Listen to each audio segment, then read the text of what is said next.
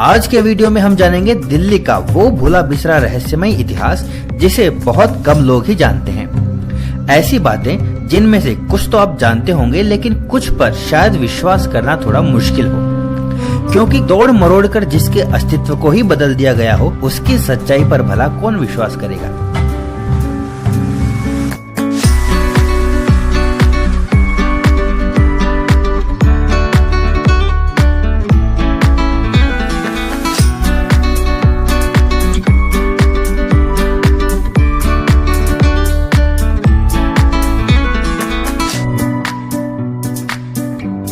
बात करते हैं दिल्ली की ऐतिहासिक इमारत पुराने किले से। यहाँ दिल्ली के अस्तित्व का गौरवशाली रहस्य छिपा है, लेकिन ये रहस्य इस किले में नहीं बल्कि इस किले की धरती के गर्भ में है।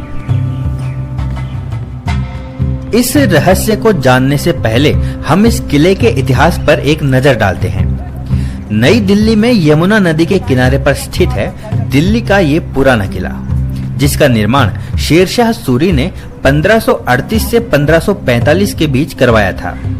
शेरशाह ने मुगल बादशाह हुमायूं से दिल्ली का सिंहासन छीन लिया था और हुमायूं को भारत छोड़ने पर विवश कर दिया था। इसी बीच दिल्ली पर अपने शासन के दौरान उसने इस किले का निर्माण करवाया था।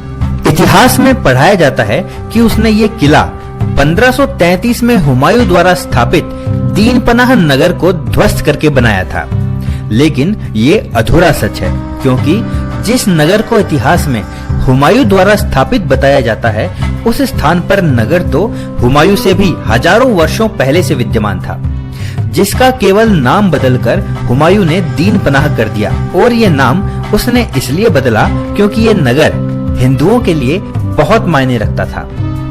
और जैसा कि मुगलों ने हमेशा से किया, हिंदुओं के स्वाभिमान और पहचान से जुड़े हर स्मारक को तोड़ मरोड़ कर उसे अपना बताकर उसके अस्तित्व की पहचान ही बदल दी, ताकि आने वाली हिंदू पुश्तों का सर कभी भी स्वाभिमान से ना उठ सके।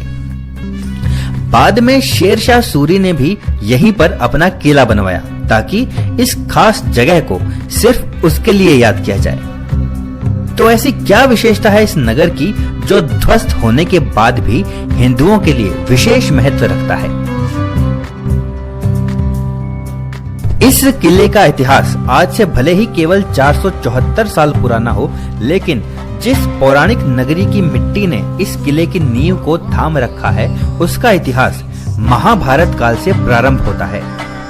खांडव प्रस्थ की जिस उजाड़, बंजर और दुर्गम भूमि पर पांडवों ने स्वर्ग के समान अपनी राजधानी इंद्रप्रस्थ को बसाया था, उसी भूमि पर आज ये किला खड़ा है। कहने का अर्थ है कि इस किले की मिट्टी आज भी पांडवों के सामर्थ्य की गवाही देती है, और वह भी साक्ष्यों के साथ। पुराने किले में विभिन्न स्थानों पर शिलापटों पर ये वाक्य लिखे हैं कि यहाँ खुदाई में मिले अवशेषों के आधार पर पुरातत्वविदों का एक बड़ा वर्ग ये मानता है कि पांडवों की राजधानी इसी स्थान पर थी। इस विषय पर पहला तथ्य ये है कि यहाँ खुदाई में ऐसे बर्तनों के अवशेष मिले हैं जो महाभारत से जुड़े अन्य स्थानों पर भी मिले हैं। इसके अलावा महाभारत से जुड़े प्रसंग और प्राचीन परंपराएं भी इसी ओर संकेत करती हैं कि पांडवों की राजधानी इंद्रप्रस्थ इसी स्थान पर थी। इस बारे में एक सबसे बड़ा तथ्य ये है कि इंद्रप्रस्थ के अपभ्रंश इंद्रपत नाम का एक गांव 1913 तक पुराने किले में स्थित था।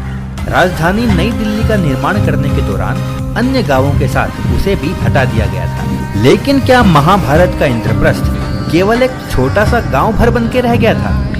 तो इसका उत्तर तीसरे तथ्य से मिलता है, और वो ये है कि दिल्ली में सारवल नाम का एक गांव है, जहां से 1328 ईस्वी का संस्कृत भाषा का एक अभिलेख प्राप्त हुआ है। ये अभिलेख लाल किले के संग्रहालय में संरक्षित है। इस अभिलेख में सारवल के इंद्रप्रस्थ जिले में स्थित होने का उल्लेख है, यानी हुमायूं से पहले तक इंद्रप्रस्थ एक बड़ा नगर था, जिसके अंतर्गत कई गांव आते थे। महाभारत के अनुसार कुरु देश की राजधानी हस्तिनापुर थी। जब पांडवों और उनके चचेरे भाई कौरवों के बीच संबंध बिगड़ गए, तो कौरवों के पिता धृतराष्ट्र ने पांडवों को यमुना के किनारे खांडव प्रस्थ का क्षेत्र दे दिया। वहां पांडवों ने विशाल झील द्वारा घिरे हुए एक नगर का निर्माण किया। और उसकी रक्षात्मक प्राचीरें बनाई। खास बात यह है कि पुराने किले की रूपरेखा भी इसी प्रकार की थी। जैसा कि आप देख सकते हैं कि इस किले के सामने के आधे भाग से दाहिनी ओर तक विशाल झील है, जो कि पहले इस किले को चारों ओर से घेरे हुए थी। संभवतः शेर शाह को विशाल झील से घिरा हुआ ये सुरक्षित नगर दिखा, जो उसकी राजधानी बनने के लिए सबसे उपयुक्त स्थान थी, और उसने उसी नगर को ध्वस्त करके उस स्थान पर अपना किला बनाया। इससे स्पष्ट होता है कि इंद्रप्रस्थ नगर यहीं पुराने किले के स्थान पर बसा था। पुराने किले का इंद्रप्रस्थ वही महाभारत का इंद्रप्रस्थ है। इसे साबित करने के लिए एक और तथ्य भी है।